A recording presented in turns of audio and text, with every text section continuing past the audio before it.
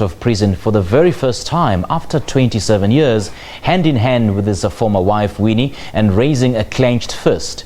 28 years later, in what the ANC has declared the year of Nelson Mandela, we look at the late former president's life at the Victor Verster Prison, now called Drakenstein, where he spent his last years of imprisonment. From December 1988 to February 1990, Nelson Mandela spent the final stay of his 27-year sentence at Victor Verster Correctional Centre. It's a 3-bedroom house strategically located far away from this main prison in Paarl. It was here, under tight security and secrecy, that he negotiated a non-racial democratic South Africa. It was a very sensitive time in South African history, and of course the talks. Remember, it was talks about talks and not negotiations, so it was very delicate, and I think for them it was important not to leak anything. In this room in particular, if you just look over my shoulder, there's in the corner is a little hole where actually one of the cameras used to be. And a few years ago, some of the bathroom tiles inside came loose, and we tried to fix it, and behind we actually found 2 listening devices. Madiba had been in prison for a long time, and technology had overtaken him. Jacobs describes him as disarmingly simple.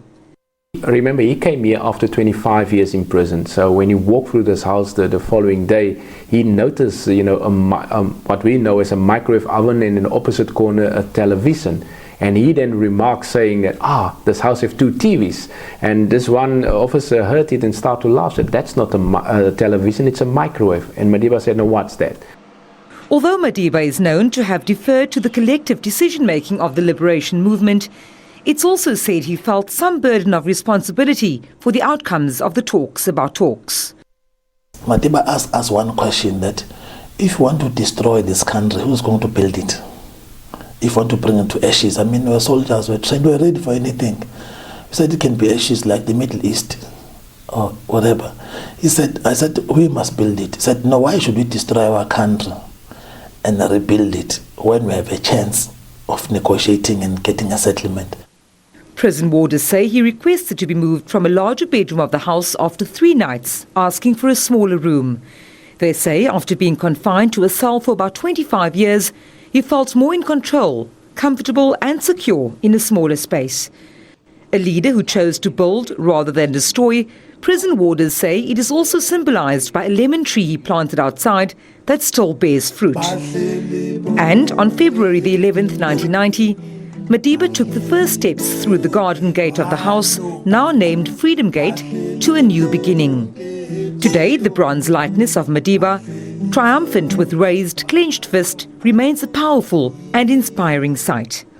He basically said, big doors hang on small hinges. You need not to be, the most important. You need not even to be the leader. As long as you can add value, as long as you can contribute, and when you do so, do it with clean hands and a pure heart. The house has since been turned into a national heritage site, with all furnishings left intact. Vanessa Puna, SABC News, Cape Town. Earlier on in the day, Ramaphosa and other